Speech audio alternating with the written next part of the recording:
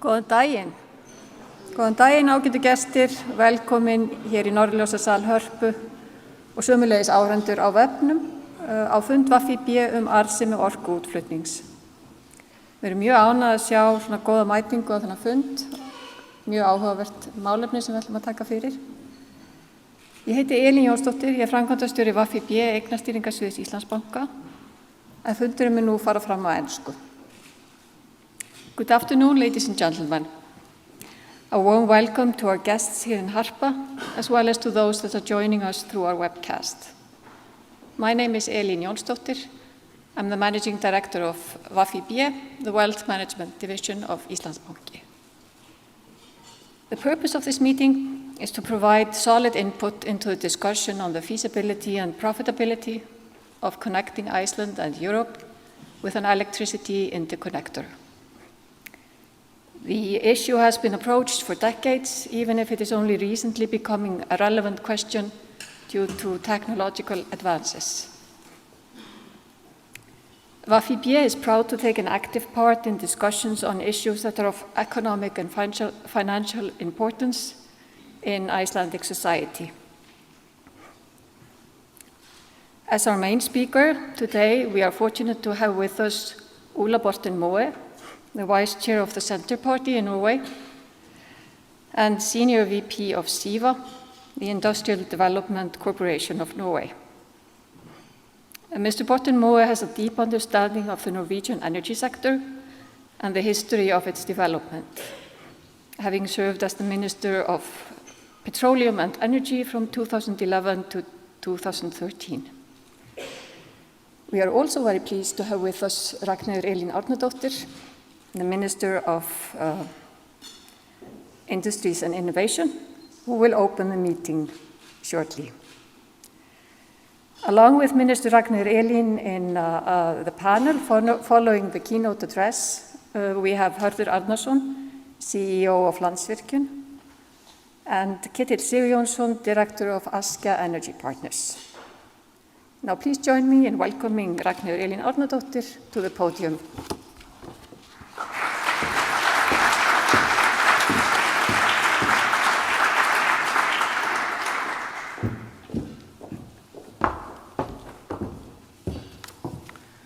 Ladies and gentlemen, it's a great pleasure for me to be here today, and I would like to thank Íslandsbanki and the organizers for having this meeting. I'm also pleased to see that the keynote speaker is Mr. Ola Borten Moe, the former Minister of Energy and Petroleum in Norway. Our ministerial paths crossed very shortly as he decided to leave politics, which we have to discuss that fact. Oh, he was fired. No, but you told me. I had the pleasure of meeting him last year when he came with his family for summer vacation, and he actually told me that he was not going to run again, so that's not being fired, not in the political scene. But indeed, we have a very good cooperation with Norway when it comes to energy and energy-related matters. And in this respect, I can tell you that only just a couple of weeks ago, I had a meeting with the current Norwegian Minister of Energy and Petroleum, Tord André Lien, and his staff during my participation in the ONS conference in Stavanger. At this meeting, we discussed mainly matters related to oil and gas, but also the importance of continuing the very good cooperation and sharing of knowledge between the two countries in the field of energy in general. The topic of this meeting relates to potential benefits of exports of electricity, and the idea of connecting Iceland to Europe with an interconnector has surfaced several times over the last decades, and we can trace studies on that issue decades back to the 60s or 70s. Recent studies indicate that such a project may, based on certain assumptions, both be technically and economically viable now. On a governmental level, we are examining and have been examining the possibility of an interconnector for quite some time now, and I would like to take a few moments to share with you an update on where we stand today on this process. A cross-political committee delivered a report on this issue a little over a year ago. The conclusion of the report was that there were still several issues that we needed to examine better, but that we should continue to look into the advantages and disadvantages of such a project. I presented that report to the Parliament last autumn, as I strongly believe that a project of such size and magnitude, such as this one, will never be entered into unless a thorough public and political discussion will be taken before.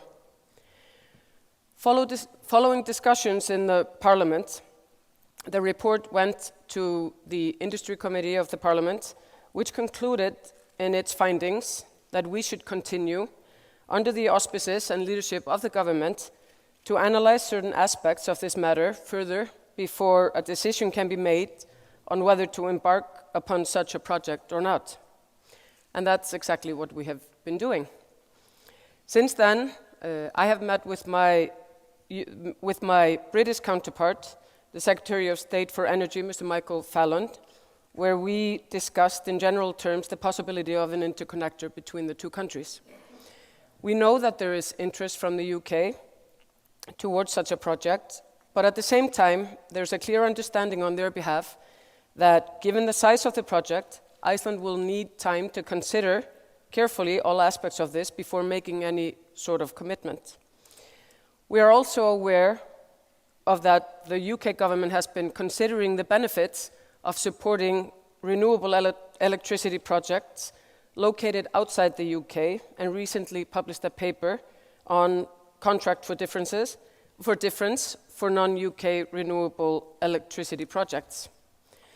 In recent weeks, we have been mapping out within my ministry what it is precisely that we need to look further into based upon the conclusions from the Parliament. We have divided this work into a number of projects, and we have already initiated a few of them and will proceed with other projects within the coming weeks and months. To be more specific, these projects include some of the following. We need to do a cost-benefit analysis on the impact of an interconnector on industries, both large and small. We need an additional assessment on environmental factors, such as environmental cost. We need a study on availability of power and power need of industries in the coming years. An analysis on the future development of energy markets in Europe and the EU energy policy. We need further assessment on technical issues, and we need analysis on the experience of Norway with regarding to interconnectors. So it's going to be beneficial to hear what we will hear later on. Some of these projects we will need to outsource, for instance, an extensive cost-benefit analysis into the economic and environmental impact. The preparation of that is underway in accordance with general rules on public procurement. Other projects have already been initiated within the ministry and within the National Energy Authority, such as a study on availability of power and power needs. On other projects, we will work with the energy sector itself, such as on further assessment of technical and practical issues. Today, we are therefore in the process of pressing ahead with these individual projects and continuing work on this matter in line with the mandate and the guidelines that we have received from the Parliament. The whole purpose of this exercise is to be able to make a responsible decision on the next step. We should also bear in mind that in the field of energy, the issue of an interconnector is indeed not the only project that is currently on our table. We are facing various immediate challenges, which is a priority to address, such as the necessary improvement and build-up of the electricity grid. New infrastructure investment is needed to maintain a secure and reliable delivery of electricity, which is a precondition in terms of economic and regional development, as well as for a project such as an interconnector. I can also mention the necessity to mitigate the cost of electricity distribution and house heating in rural areas. These are issues that have to be addressed without delay, and in coming weeks, I will submit a bill of law, or actually a couple of bills of law, before the Parliament in connection with these issues. I could go on and mention a range of other important energy issues on my table, but I will spare you that discussion right now. But on a final note, I have stated publicly before that when it comes to the question of an interconnector or not, we should neither rush into such a project nor exclude it as a possibility. We should approach the issue responsibly, with the interest of the Icelandic population at heart. The idea of an interconnector between Iceland and Europe is an exciting possibility, which maybe is more realistic today than ever before, and it's important that we continue with a dialogue on this possibility, allow ourselves to be critical, and identify the challenging and controversial parts of such a project.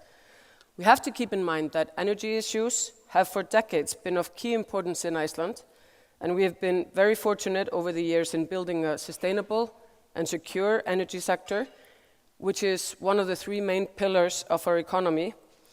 Our point of departure in any discussion on fundamental changes within the energy sector should therefore be how we have managed to successfully build the sector over the last 50 years or more, and how this sector has benefited our economy and society. Simply put, we have a responsibility to be cautious, critical, and careful in our decision-making, while of course to look into the future with open eyes for new opportunities.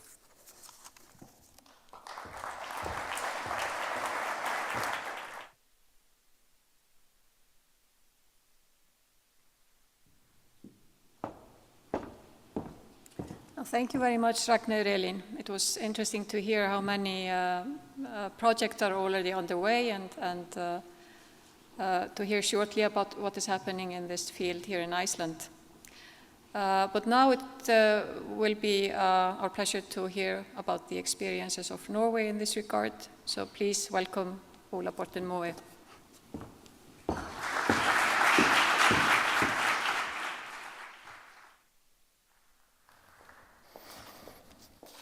Thank you very much. Thank you both for the introduction and for allowing me to talk about this very important theme, which I understand is important here in Iceland and which is continuously important back home in Norway, energy policy. A few words on my point of departure. I worked closely with these questions both as a member of parliament, as a member of the Standing Committee on Energy and the Environment in Norway, and of course as Minister of Oil and Petroleum. And I thought that I would take you through the Norwegian story, and also to put it in a little bit of context, because just to debate or discuss interconnectors without putting it into a broader context, I think does not give the full picture. And you need the full picture to understand why we have done the things we have done and why it works. So I think I will start with a short overview, or a short overview of the Norwegian history when it comes to power production and electricity markets. If you take hydropower in Norway, our narrative is that it has basically built Norway as an industrial society. It's upon the hydropower that we have built our welfare. First, before electricity, we used the waterfall for mills, sawmills, and exported the timber. And then we have been producing electricity since the late 19th century. It has also been a highly political issue for more than 100 years. It has resulted in many laws, many regulations, and many of the most important and, I would say, highly debated issues within Norwegian domestic politics. 100 years ago, I think last year, we introduced regulations on ownership, making it important for the Norwegian people to take control over the ownership to the hydro production. meaning that today more than 90% of our production is owned by municipalities, counties, or directly by the Norwegian government. We think and mean that we have succeeded through hard work and good management to give everyone access to electricity, no matter where they live. And Norway is also a very rural country. And to build industry and possibilities for jobs, value creation, and development all over the country. And still today, this gives very important contributions to the national economy. 1/3 of our consumption is consumed by power-intensive industries. And Norwegians strongly believe that access to electricity should be cheap, it should be unlimited, and it should be safe. And it should not disturb the nature, which basically means that you have a lot of wishes and demands, and it's not always very easy to fulfill all those wishes at once. I would also like to state that this has been perhaps the strongest conflict line in Norwegian domestic politics, next to the EU membership question after the Second World War. It was 100 years ago as well when we debated the national ownership to the industry. But after the Second World War, and especially in the late 60s, early 70s, and during the 80s, the environmental agenda came very high up. And I have one picture of that. When the Norwegian society decided to use more rivers, waterfalls, and to build dams, we saw in this period of time a very high level of objections and protests among the Norwegian people. And this has been, as I said, one of the strongest conflict lines in Norway. And one of the latest pictures here is actually from a year or two ago. Building grid in Norway is necessary, but it's not without conflict. Everyone would like the grid, or at least what the grid brings with it, but no one would like it close to where they live or close to where they go for a walk. I think it's also fair to say that when we found oil in the late 60s, we built and used our experiences from water and hydropower to set up the management and the framework for oil and gas. And still today, you will find that the management of hydropower and oil and gas is in the same ministry, the Ministry of Oil and Energy.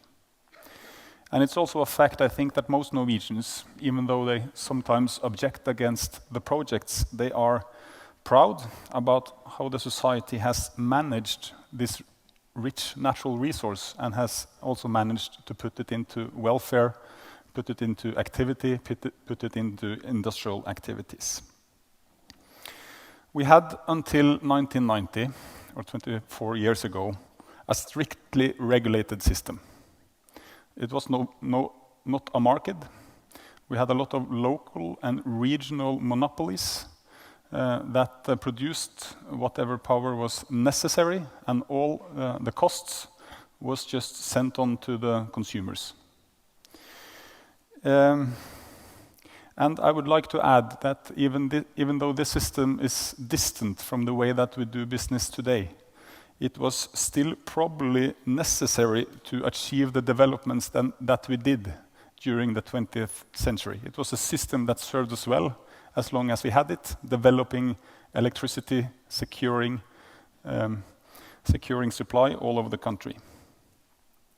But the system, the regulations, it led to local and regional monopolies. It led to over-investments within the industry, inefficiency, and also the overuse of nature. We used more waterfalls and more nature than we needed to do. It was not necessary. And my predecessor, Eivind Reiten, who is the father of the new energy system, when he presented the new energy bill to Parliament in 1990, deregulating the whole sector as one of the first countries in the world, He said that this bill would save more Norwegian nature and waterfalls than any gang in chains would ever do. And he was right. So the deregulation and the market system in Norway has also been one of the biggest reforms to save Norwegian nature. When we deregulated the sector, we had the surplus, both in production and in infrastructure grid. And this meant that during the 1990s, we had very low energy prices as we were catching up the overproduction, you could say. And I think it's also fair to say that this was very useful when we transisted our system from a very regulated system and into a free market system. I think it's easier to do if the amount of energy is available and the prices are cheap than if you experience the opposite, high prices of energy and problems with security of supply. And from 1990 and basically up to around 2005, we experienced in Norway quite cheap prices of electricity. We experienced a huge efficiency gain in the power production industry. And not did you only turn around all the heads in all of the industry, but you also turned around the head to everyone owning the industry. Meaning that thousands of people could be liberated or do something else and more productive for society. But just as important, up to the early 1990s, the owners, the state, the municipalities, the counties, they were not used to taking a surplus or to getting money from owning power production. And from the mid-1990s and outwards, the industry produced huge surpluses, and these are values that are put back into work for the Norwegian society through the fact that there are our municipalities, counties, and the government owning it. So we build roads, we build schools, we build healthcare systems for the values created in our power industry. And you could say that during this period of time, we turned from a country or our industry of engineers and into a market-based industry based on sound economics. As you move on during the 1990s, we established the common Nordic electricity market with its own exchange body called Nordpol, which is a common market for Norway, Denmark, Sweden, and Finland. So not do we now only have a deregulated market for Norway, we are in a common market for all the Nordic countries and has been so for quite a while. Except, of course, Iceland, but that is probably more a question of geography. But it came not only with a common marketplace, but also with building infrastructure for exchange of power and a closer interaction with the European electricity markets came in a parallel. But I would like to say that when we in Norway debate imports and exports of electricity, it's not only a question of a cable, if it's to Denmark or to the Netherlands or to the United Kingdom, it is something that we have experienced for a long time. And the first one was with Sweden, built in the early 60s. And we have been increasing that capacity for the last 50 years. But as you can see on this slide, it's also fair to say that, or it's a fact, that the surplus on our production capacity, or on the surplus in our market, gradually disappeared as the economy grew. We had more people, and the use of electricity grew. And this brought a whole new dynamics into our electricity markets 10 years ago, or maybe 12, 14 years ago. It meant that the prices went up, and it also meant that we had problems that we hadn't faced in a very long time when it came to security of supply. In 2003, I think we had, as a nation, a mind-boggling situation because the prices of electricity peaked, and the population asked serious questions about, is Norway really able to secure the amount of energy that we need when we need it and at a price that is affordable? At that time, I would say that this was a fair question. And if you look at 2003, 2002, 2003, in this form, you would also see that production was fairly low, and that it was a combination of little rain, low temperature, and lack of import capacity that brought us into this situation. And what happened afterwards?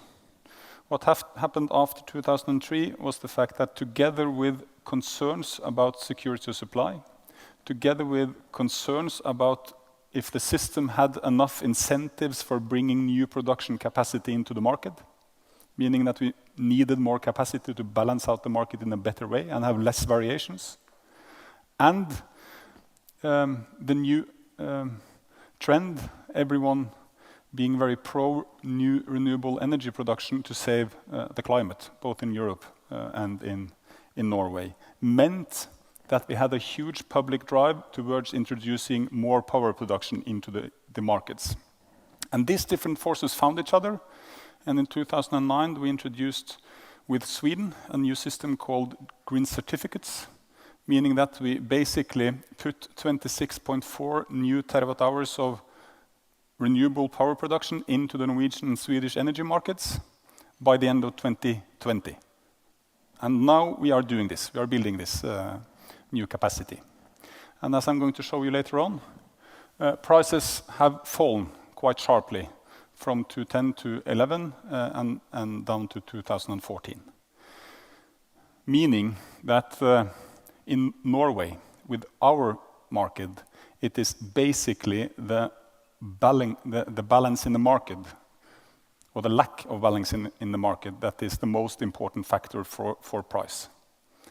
If you had good security of supply, a good balance in market, and slightly more production and consumption, prices will be fairly low. Why have we introduced cables or interconnectors together with this development, and not only to the to the Nordic countries, but also to Europe?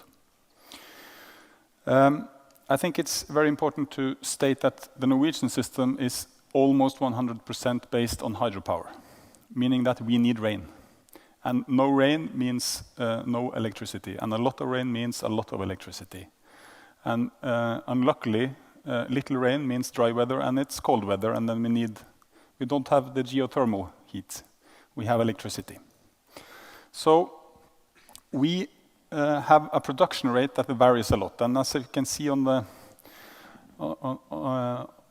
on this poster, late 1990s, 90 terawatt hour production. A few years later, 140 terawatt hours production. And that is a variation of 50 terawatt hours. And it's obvious that you cannot regulate consumption according to production. Or that would be highly painful for a society like Norway. So we need to sell electricity when we have a lot of rain, and we need to buy electricity when we have lack of rain and need security of supply. And then we need to be together with countries that have more baseload, that have nuclear power, that has gas power, that have oil or coal, whatever. We need access to more baseload in our system. Meaning that the question of interconnectors in Norway is not only a question about selling electricity or selling energy. It's also a question about buying electricity. And it is a question about security of supply, even when the weather is dry and the weather is cold. And this is a question of huge importance, not only for the regular consumer, but also, of course, for the industry.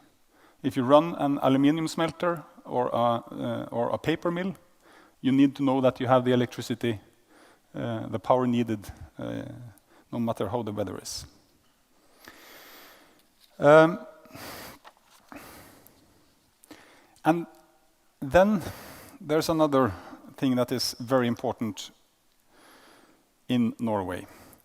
And that is illustrated in this picture. Basically, it is a fact that because we have a hydropower system and because we have a lot of dams, we have a system that are highly able of regulation. And we can save energy and we can produce more energy. So on average, we have an installed capacity, or we have a production a base load around 15 gigawatts. If you take an average over the year, that is what we produce every hour of the year. But installed capacity in our system is close to 35 gigawatts, meaning that we can hold water back when it's cheap, and we can buy it from outside, and we can let water go and sell electricity, sell power when prices are high, and the European countries or the Nordic countries would like to buy. And this, of course, is nothing that affects the prices to the, or necessarily affects the prices to the consumer. It just means a profit and a possibility to take out a higher value on the resource and the capacity that you already have. And this picture shows typically how it works during one day. And this is during the winter, January 1st this year. And it means that we use a lot of electricity in Norway. And as you can see, the blue over the line is export and under the line is import. And that means that we export in peak hours when prices are high, and we import during the night when people are asleep and they need water to boil coffee in the morning and to cook dinner in the afternoon. And this effect is even more important in the systems that are developing now, because you have baseload and then you have a lot of renewables on top that you cannot regulate. We can regulate our hydropower, but they cannot regulate the sun and wind power that they are introducing. So in Denmark and in the markets that we are connected to, sometimes you have a situation where you actually get paid to take their electricity. And that, of course, is good business. It's not free electricity, you get paid to take away the electricity. It's not the rule, but it happens sometimes, and it describes in a good way, I think, the dynamics in how the prices are set in the market. And it also, I think, describes in a good way the dynamics and the ratio, the reason for Norway for doing such a thing. It's not only security of supply and the fact that the electricity flows both ways. It is also a matter of increasing the value on power production in Norway, making our industry better and making more values for the owner, for the public sector in Norway. Let me also show you 2 days ago, where it's almost only exports. And we have had a very nice summer and a very nice autumn so far in Norway, meaning that we use little electricity. We had 20 degrees in Trondheim this weekend, which is very special and very bad business for the electricity company, but it means that they are able to find other markets. So we regulate production from hour to hour, and you can say that we sell effect, and we buy energy.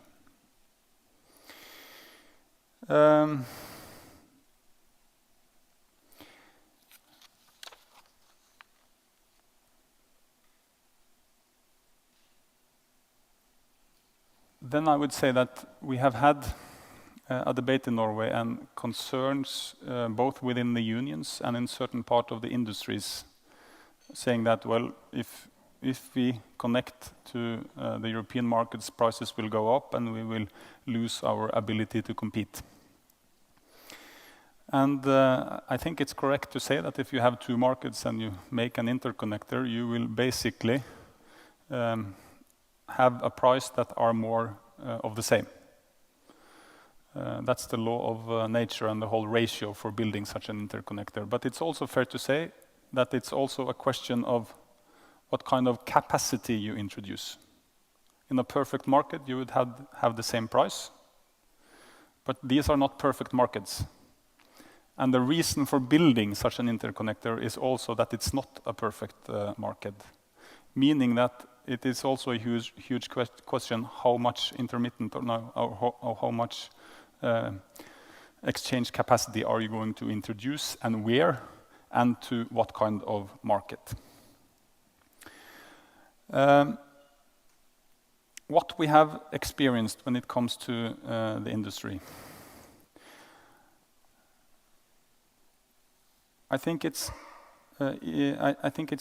first important to say that both Norway and Iceland are high-cost economies. We do not compete because we are the cheapest. We need to compete on the ground that we are the best and the most efficient. What we have seen when it comes to our industries during the last 25 years, both through the deregulation and now with a more Nordic and European electricity market, is not that they have fled the country. We have had recently problems with our paper mills, but that is due to completely different questions than energy prices. The world markets are far more important for the development of our power-intensive industries than the electricity prices. And the electricity prices have not gone all that much up. I thought this was the one, but it's not. The fact is that the electricity prices has gone slightly up for the industry, and it's now on the way down as we introduce more production capacity into the market. We see new interests in reinvesting in Norwegian power-intensive industries. Norsk Hydro, which is our huge aluminium smelter company, is probably going to build a huge new smelter at Karmøy in Rogaland. And just coming over here, today I saw in our newspaper that they have been starting up factories again today, smelters today, that has been shut down for quite a while because of the market situation. So investing in power-intensive industries in Norway are competitive and attractive. And it's also important to say that the industry is able to adapt. And they find possibilities in such a system that they would not be able to find in another kind of system. Because the variation through the day also means that they are able to take positions and buy electricity or energy when it's cheap. And it is also a fact that in Norway, the power companies, the production companies, when they negotiate long-term contracts, they know that they need the power-intensive industries. After all, it's their biggest clients. They use around 40 out of 120 terawatt hours. And if they go away, you would completely take the floor out of the Norwegian electricity market, and the prices of the whole portfolio would go to the bottom, and they would lose a lot of money. So I would say that in Norway this has been an important aspect of the debate, and from a political view and a government point of view, we have been aware of it. But I would say that the deregulation and the incorporation of the Norwegian electricity markets in the Nordic markets and more in the European markets has been good business also for them.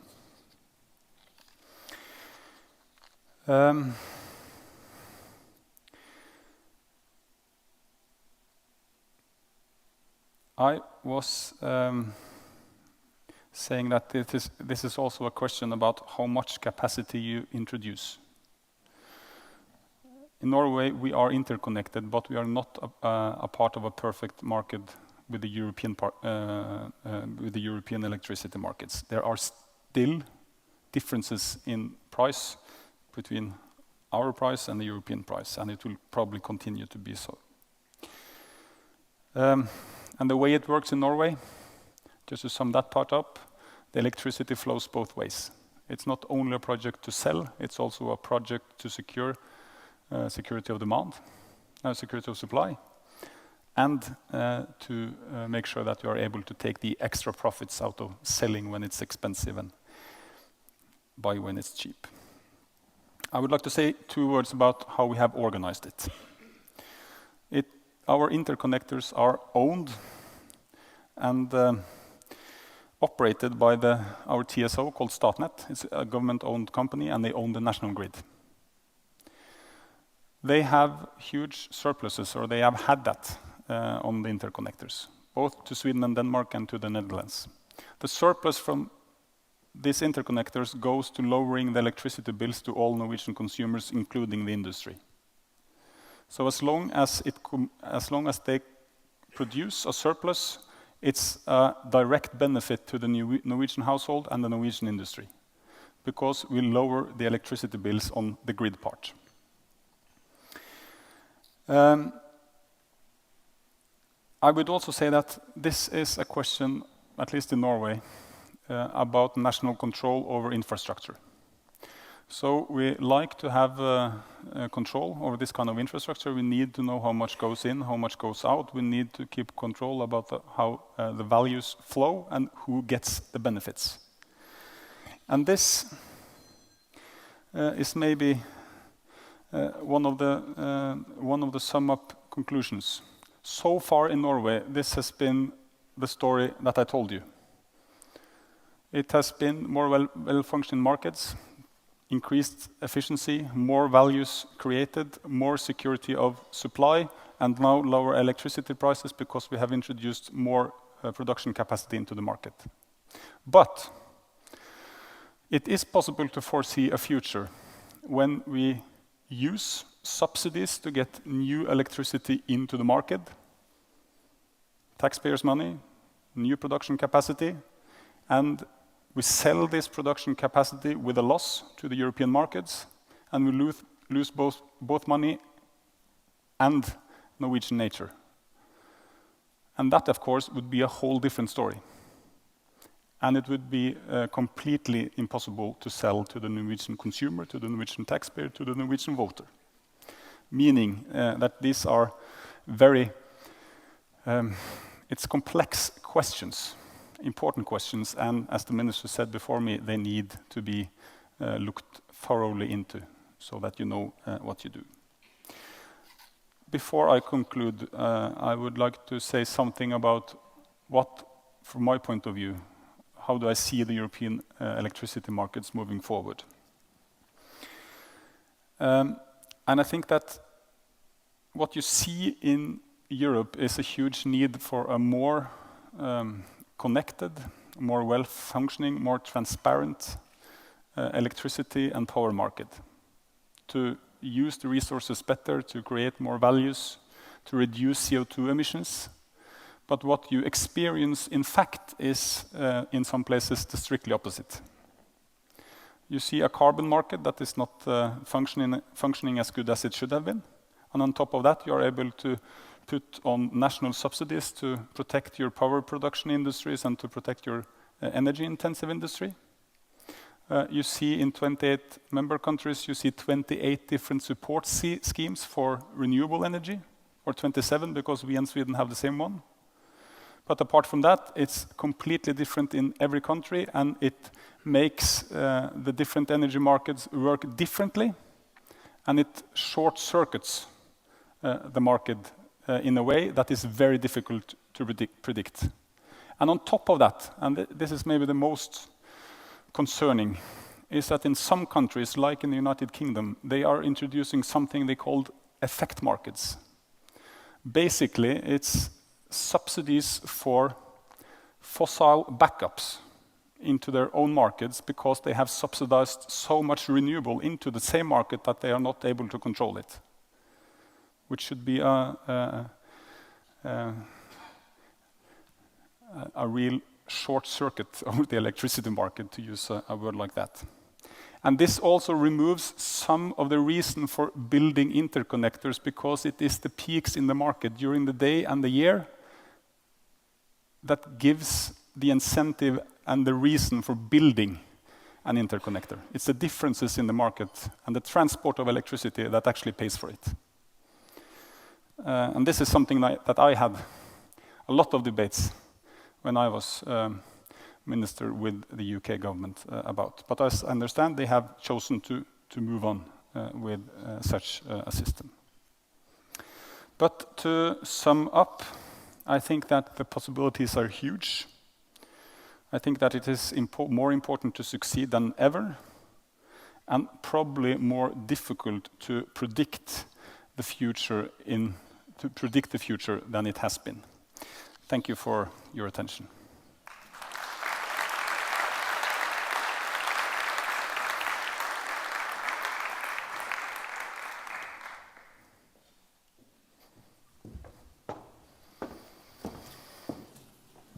Thank you very much, Ola. Please have a seat with the panelists. We now welcome the panel to the podium to take the discussion further. It's very interesting to hear about Mr. Moe's perspective of the Norwegian experience. I found it fascinating to hear about the price formation in an electricity market like this. Wonderful to get paid for taking electricity once in a while. But now my colleague Hjörtur Þór Steindórsson, Executive Director in Íslandsbanki's Energy team, will lead the discussions. Thank you, Elín. Before we begin, I just want to mention that there's a person in the auditorium with a microphone. So if you have, she's right there, if you have a question, feel free. We want to kind of have an interaction between us and the crowd if possible.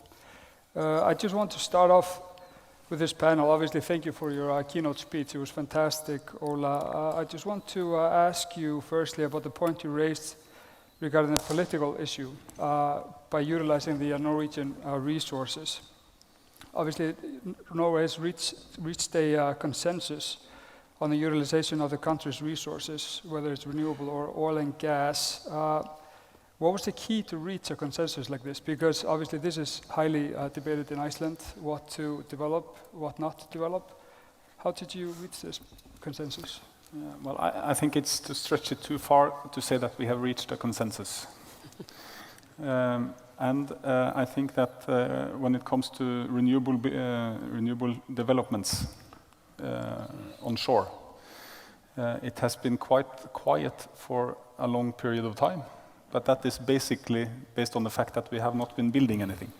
Okay. So now that we are increasing the building activities both on grid and on new production capacity, you see people in chains and you see actions, and it's a huge political debate. And I think this is the way it's going to be in Norway and probably in every democracy, because these are highly debated, very important questions, and they need to be debated. But I also say it's fair to say that we have a system, very thoroughly system. It takes a long time to get a concession to build a dam. Most people would say a lot too long time. But I think we need those kinds of processes to make as many as possible to agree. And when it comes to oil and gas, there is definitely not a situation where everyone agrees, but there's a huge majority agreeing, meaning that we are able to move forward with a good policy. I would personally like to see that we moved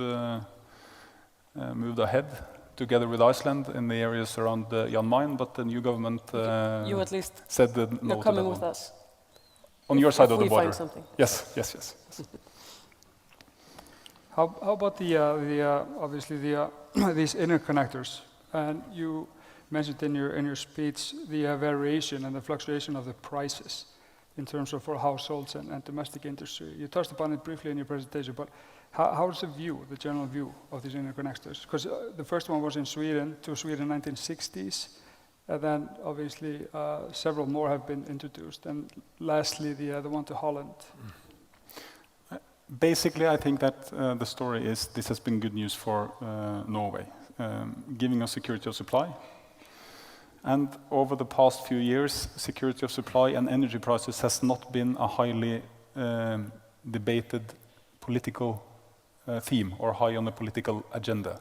Basically, a good news if you're Ministry for Energy, at least in Norway, because if you do well, nobody cares, and if you do bad, there's a lot of noise.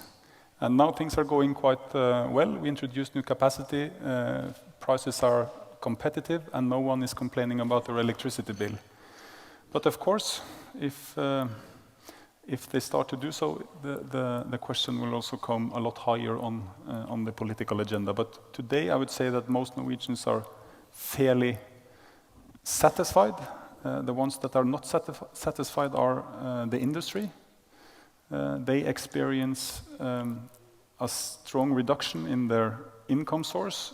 They have public owners that still demand the money that they have been gotten used to build schools and hospitals. And on top of that, they need to raise a lot of capital and money to invest in new production. So it's a completely new world reality for our power companies. Could I ask one question? Yeah, absolutely. Because it's very interesting for us to, and as I said in my speech, we're looking to Norway to learn from your experience. How long did the public debate, the political debate, last before you made the decision to go into? And you could say, okay, since Sweden, the connector to Sweden in 1960, but that's a very long time. Maybe we should proceed then with the project that we are looking into, which is connecting with the Faroe Islands to get the development. No, but the huge debate, or the sort of the preceding debate before the Dutch interconnector, how long did that take? I think that there has been a fairly amount of consensus concerning the interconnector being a good thing because of security of supply, and because of the possibility to import when cheap and export when expensive. Our big debates has been on how much new production to introduce, how to finance it, and also the utilization or the use of Norwegian nature, which is a highly political and very controversial and we question. Have the same thing here. Yes. So, but the interconnector itself, more consensus than on the other issues. But it's a process that goes over years. The Swedish example was sort of the development was from small to big. Larger. And the beginning was Stockholm City. Of course, back then Sweden was the rich guys and we were the poor guys. So Stockholm City actually paid for the power building in Trondheim, and they got they didn't get money back, but they got the cheap electricity back. Interesting. How about the? I mean, there are different prices in Norway and Holland, despite the interconnector. It depends on the capacity and so on and so forth. How does that kind of fuel the discussion? I mean, it's not like you're importing higher prices. That has not been the...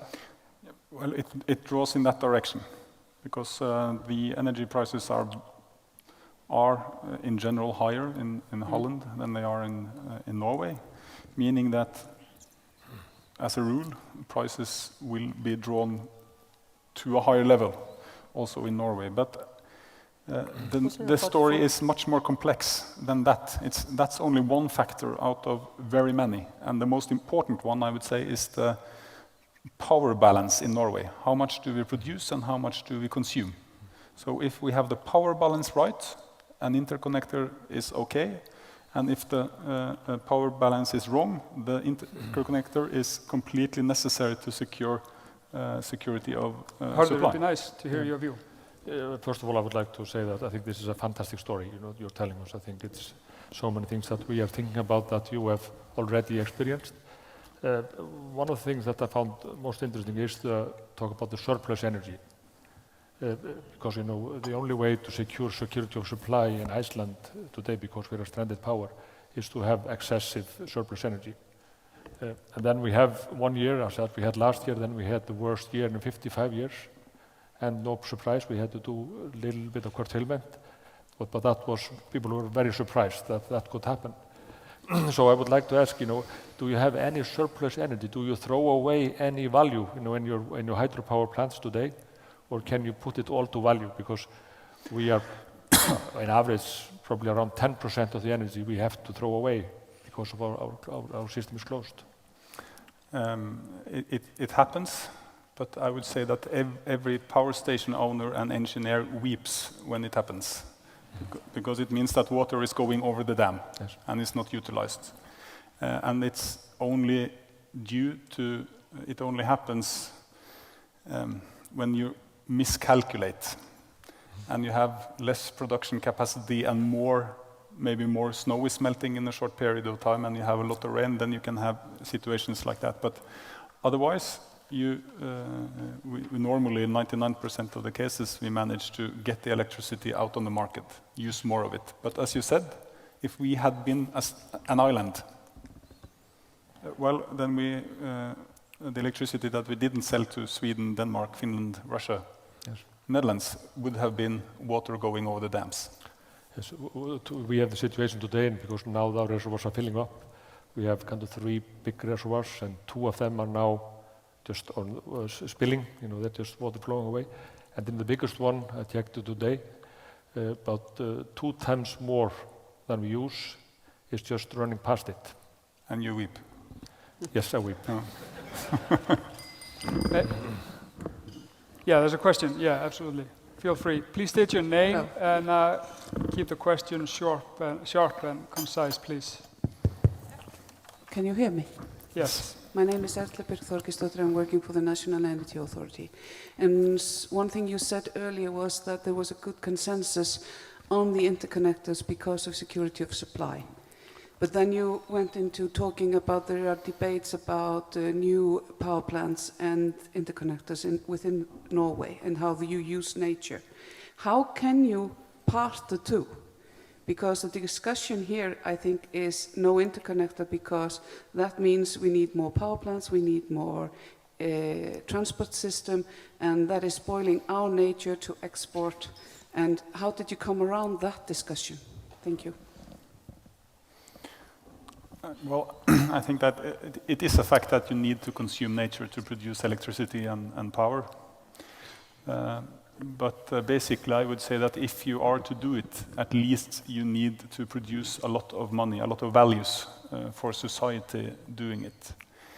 And I foresee Norway being willing to take a bigger place when it comes to capacity regulating systems. So using our hydropower system more to regulate for necessary regulations of the European power markets being more dependent upon renewables. And renewables you cannot regulate. And also maybe even selling electricity, as being a net exporter. That is basically what we do on oil and gas. We export 10 times more energy in gas than we produce in electricity. 1,200 terawatt hours in gas every year to Europe. But of course, if we are to do that and utilize our natural resources into such a development, it needs to pay something back to the Norwegian society. It needs to pay back in money, in value creation, in development of society, and we need to do it in an environmental, sustainable way. And it's no easy answers in these questions. It's not, I think, it's not any 100% right and 100% wrong. As a regulatory authority, as a minister, as society, as a parliament, you need to weigh these concerns and interests against each other. and then reach a conclusion. And Ketill. that's, yes. Yeah, that's good. Ketill, you've stated that this idea of an interconnector could be one of the biggest economic opportunities for Iceland. So, given this discussion here earlier, what's your view on this? Well, I think it's very interesting. There's one point I want to bring up. You mentioned the interconnector between Norway and the Netherlands, where you are playing the spot market, sort of. Now there are discussions about an interconnector between Norway and the UK. Is that based on the CFD system mostly, or do you think it's... CFD being, is that the spot market? Excuse me? What is CFD? Spot market? Contract for differences. Well, the new regulation high in the minimum UK. prices that the British government is guaranteeing that are much higher. It's for renewable energy, new renewable energy into the market, and those prices are much higher than the normal spot prices are today. Meaning that we we get the English subsidies because we export. Well, you renewable get energy. this certain minimum price if you are in this system. So it's a big issue if such a cable would be within that system. Yes, I know it, and it's also a possibility. I was talking about capacity markets. It's also a possibility that we become a part of that capacity market and get paid for delivering capacity. And there are even ideas in Germany that you have dedicated hydro systems being solely in Norway, connected solely to the German market, giving them the possibility to regulate their markets. I'm quite sure that this represents a huge possibility for making a lot of money. In my point of view, I don't know how Norway will end on this question, but in my point of view, I think it's a dangerous way to go, because if you were ever to use the phrase "sell a piece of Norway," well, this would be it. Because imagine a dry year with a lot of cold weather, and you have a lot of use for the energy back home, and you have introduced a mechanism that does not use price to regulate, but you have guaranteed in some way the export of a certain amount of megawatts. How are you going to defend to your home base, to Icelandic consumers, that no, you cannot use this electricity or this energy, even though it's produced there, because we have sold it? Yeah, well, the situation in Iceland is a bit different from Norway in that sense that you have geothermal.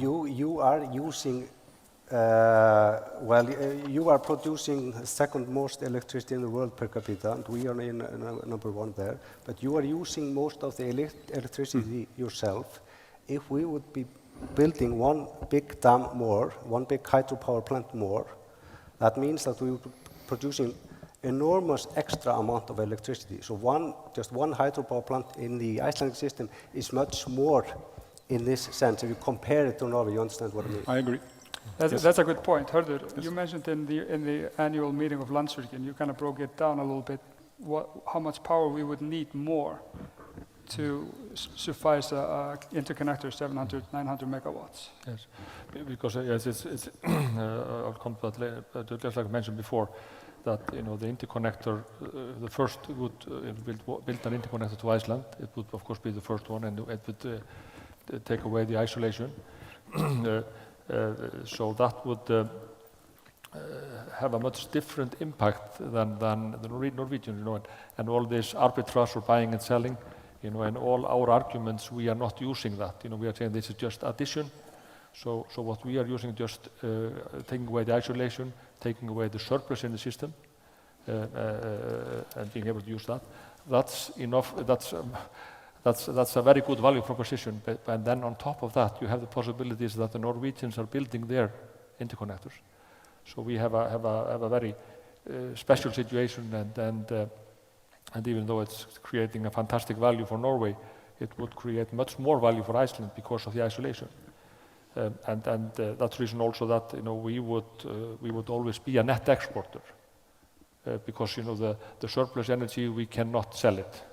And then I think Iceland would look at it as a net exporter, not export cable, but with variable delivery between years, and I think that would definitely be possible. But we have said that a big part of the energy could come from the system today, another part could come from small hydro and utilizing the geothermal resource better than we are doing today, but then a part would come from what we could use in Iceland for industry. But I think it's very interesting to hear your comments on the industry, because many people in Iceland believe that if you build an interconnector, the industry dies. Could you reflect a little bit more on that, how that discussion went on, and how because we read about a lot of contracts, the hydro contracts and other contracts that the industries are making data centers in Norway. It seems to go quite well to build up all kinds of industries and at the same time be good in trading energy. If you could answer that question, then we'll take one from the audience. Yes, the industry has managed quite well during this period of time. And I think, as I said, the industry are also in the need of, at least in Norway, with our system, security of supply. And in the parts of the country that we have not had sufficient production capacity or sufficient transport capacity. My part of the country has been such a region, Trøndelag. It's been a hugely debated issue, because the notion has been that, well, there are enough electricity in Norway, but it's not available here, and we need to pay more for it than they do at the west coast or in the areas around Oslo, raising a huge demand for, call it equal treatment, and the introduction of both production capacity and transport capacity. In my experience and in my opinion, when it comes to heavy or energy-intensive industries, we are huge in smelters, aluminium, silicium, paper production. It is the situation in the world markets and the global trends that decides whether or not the production are ramped up or ramped down, at least if you have a fairly well-functioning system. And in Norway, at least, I'm convinced that we are not going to produce aluminium because we have cheaper prices than anywhere in the world, or because we have lower regulations on the environment. On the contrary, I think that we should have good prices on energy, meaning also they should pay enough for the energy to make them wish every day when they wake up to get a little better and a little bit more efficient and a little bit more competitive. And it should be the same when it comes to environmental regulations. And if you see what the Norwegian industry has achieved during the last 20 years, when it comes to the emissions of swivel, it's gone from sky high to nothing. NOx, same story. And now we embark upon energy efficiency, and with cheap or free electricity, you will not have energy efficiency. And we embark upon the CO2 emissions. Just a few points. There are so many things that we could talk about, but just on that last point regarding the industry, of course, it's always the competitive advantage. It's always the industry has to compete, and we are not seeking industries here that we don't believe belong here. Of course, we think we are the best, but we also have to have we have other things that we can't regulate and can't have any control of. We are far away. We are an island in the middle of the Atlantic Ocean, so transportation costs and such come into this picture. But regarding, you said the notion of selling a piece of Norway, which brings me back to what you said in your presentation about the ownership of Statnett. Wasn't it Statnett? Statnett, yes. They own the cable fully? No, when it comes, it's owned with The Swedish ones are owned with Kraftnät, which is the Swedish Statnät, and Is that 50-50? Tennet, which is the Statnät in Netherlands, and I think it's 50-50. It is 50. This is something that has also come into the discussion here and should be discussed, because this, if we were to embark on this project, it's a huge project. And Landsvirkjunar and those who have been investigating this all agree, and you correct me if I'm wrong, that this is too large of an investment for Iceland to bear the risk. So we're thinking of whether it's the national grid or investors. This notion of selling the natural resource out of the country to sell a piece of Iceland, how important is it for maybe the consensus that you have in Norway that this ownership of the cable is a state ownership? When it comes to the debate, I mean, is this something that is big in the debate? And then maybe because of the question from Erla regarding the separation of the two, that the discussion here is, or those who are against the interconnector speak of the infrastructure investment and the grid. I have to admit that I don't agree, because I feel that it's quite opposite. That those who are more on the environmental side of the debate, if you put people into those groups, that they are more for the interconnector. For some reason, it's better to make dams and power lines for something that you sell out of the country, rather than having the big evil aluminum smelter. The power-intensive industries. Evil is not my term, but that in the debate. So, but the ownership of Statnett. Just let me say first that I think that a lot of people should look to what the Norwegian industry has done to their public notion over the last 25 years. Mm-hmm. Because 25 years ago, they were the bad guys. And they were evil, and they were old-fashioned, and everyone saw that Norway we were going to live on knowledge and maybe computer designing. And it was not really connected to natural resources and the utilization and management of those. But during the last 25 years, they have been very clever and good at transforming their image into something that is forward-leaning and a part of the solution. Everyone in Norway thinks that, yes, of course, we need to produce aluminium in the future if we're going to save the climate, but we need to do it in the most efficient way possible. And is there anyone better than us doing that? No, of course not. We're Norwegians. We are. You are. Let's take one question from the last thing being the ownership. We introduced a law during my time, actually demanding that it was Statnett owning it. So it's important for us. The new government is challenging that law. I would oppose it for two reasons. One, national control. You could have that with a power producing company as well, but in my opinion, there's no reason to let the production companies into the national grid. We unbundled 25 years ago. It's a good way of doing it. And then when it comes to the risk, and the way I know the Icelandic people, they are not more risk averse than we are in Norway, probably the opposite. No, we are. No, we are. But the Norwegian society has always been willing to put a lot on stake to keep national control. So when we built our oil and gas resources, it was constructions and it was infrastructures worth 2, 3, 4 times of GDP. And they were just moving forward, taking huge risks. And this is the way we have done it within power production, and it is also the way that we have done it with the infrastructure. That's a good point. Question from the audience, please. State your name, please. I'm a professor of economics at the University of Iceland.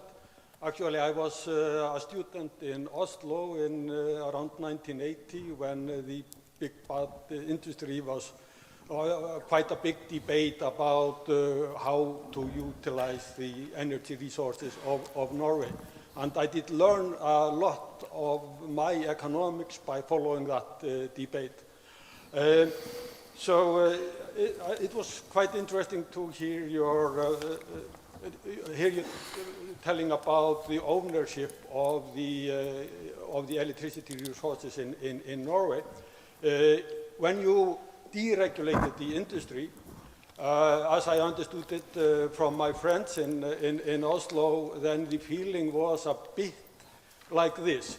The people in Oslo and in the big towns in Trondheim or whatever, they were paying very high prices for their electricity, for warming up their homes. They don't have geothermal as we have.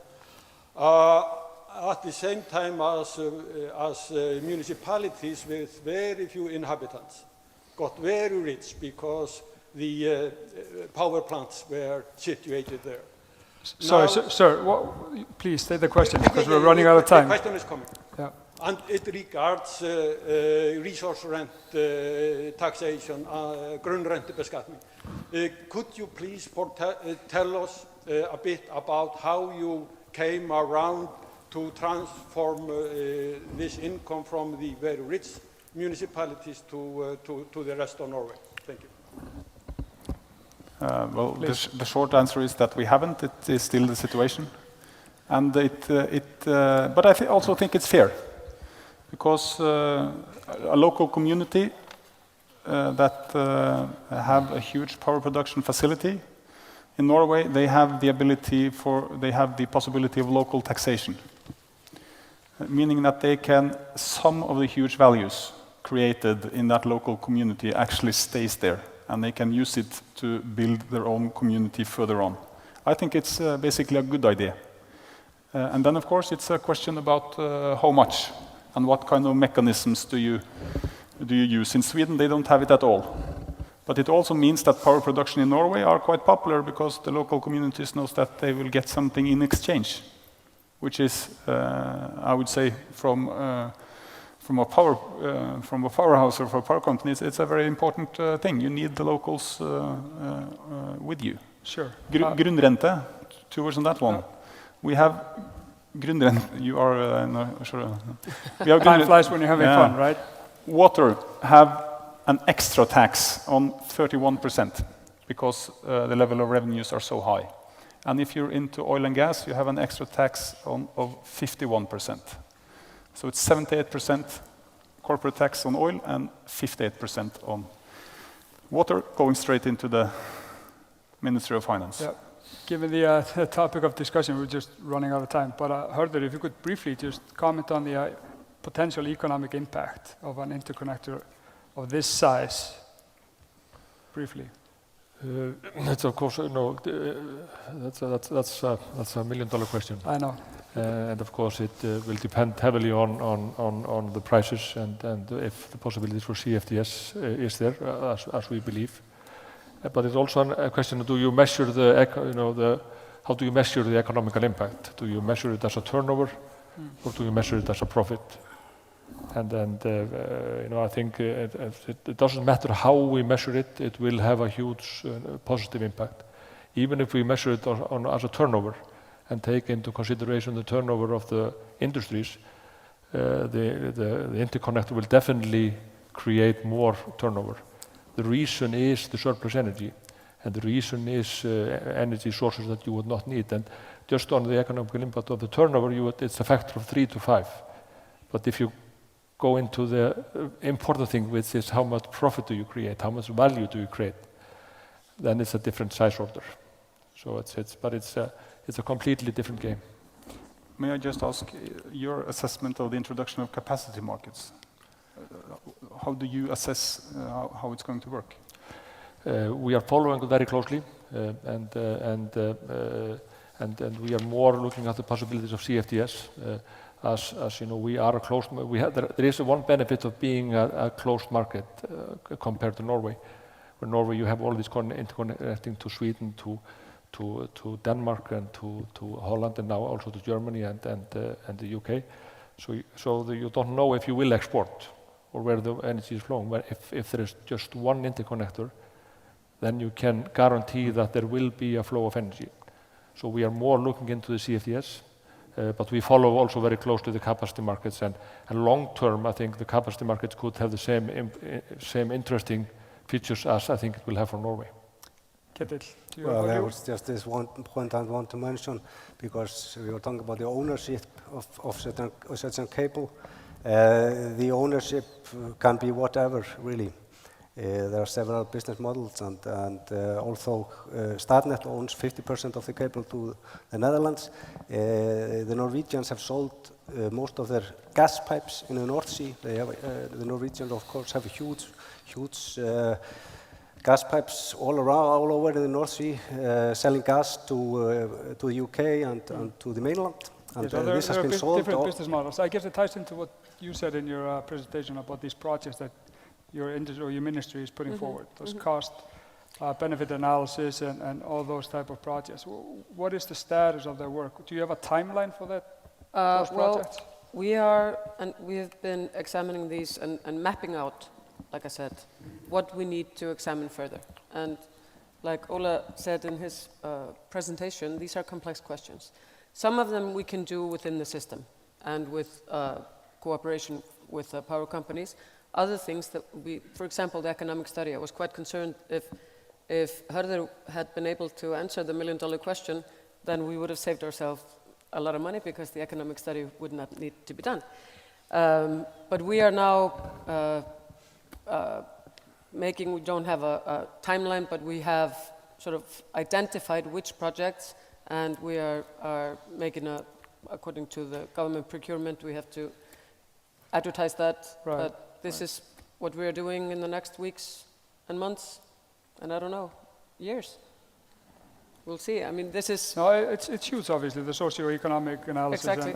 and all that. Obviously, time is running away from us. We got 5 minutes, and I got a hugely one question from the audience, and then a last question to the panel. Please state your name. Thank you for a very informative and good discussion. My name is Hjörtur Guðjónsson. I'm an economist, and I've been investing a little bit in the power industry here in Iceland. My sort of thought and question that will follow was on this notion selling a piece of Norway or selling a piece of Iceland. Last winter, like Hörður went into, we had water shortages here. So the local population was at a loss. But the big international companies here, owned by Canadian, American, and Chinese companies, were basically with the first right. So with that same notion, one could say that we had sold a piece of Iceland to them. But if we are connected to an international market, would we not then simply import energy from somewhere else? And that is sort of the key question. So my question to Ola Borten Moe would be that who was the leader in the discussion in Norway, for instance, with the Netherlands? Was it the power company, or was it a government initiative or led by the ministry? First, let me say that I totally agree with you when it comes to the reason for building an interconnector. When it doesn't rain, you have the possibility to buy electricity back based on prices. If you pay the most, you get the electricity, period. And it's fair, at least within a market-based system. But the debate here was about another system, guaranteeing deliverance, introducing other rules than that. When it comes to who led the debate, I'm not able to give you a very good answer on that. I think it was a common interest from the government, from the power producing companies, and from the national grid, Statnett, all wanting to move in the same direction.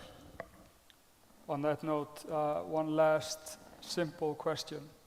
Given the discussion here and obviously your presentation, what would be your advice to Iceland as a nation on taking this issue forward?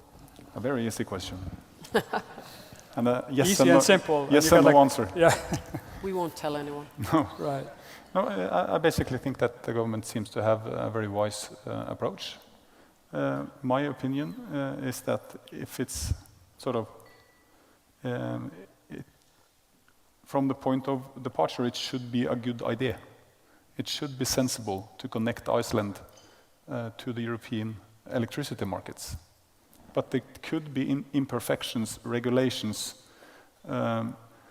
things with the Icelandic market and the UK market that makes it a bad idea. That's also a possibility. And it seems like that is what the government is looking closely into.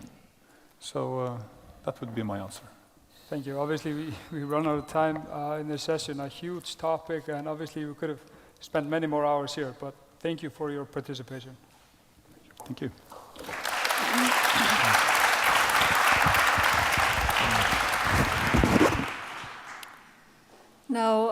Now that we've heard about the experience and issues facing Norway when they joined a larger electricity market, and we've heard from our expert panelists, I think it's safe to say that we have many more questions. I'm happy that we did get the time to have some questions from the audience, but I'm sure that Mr.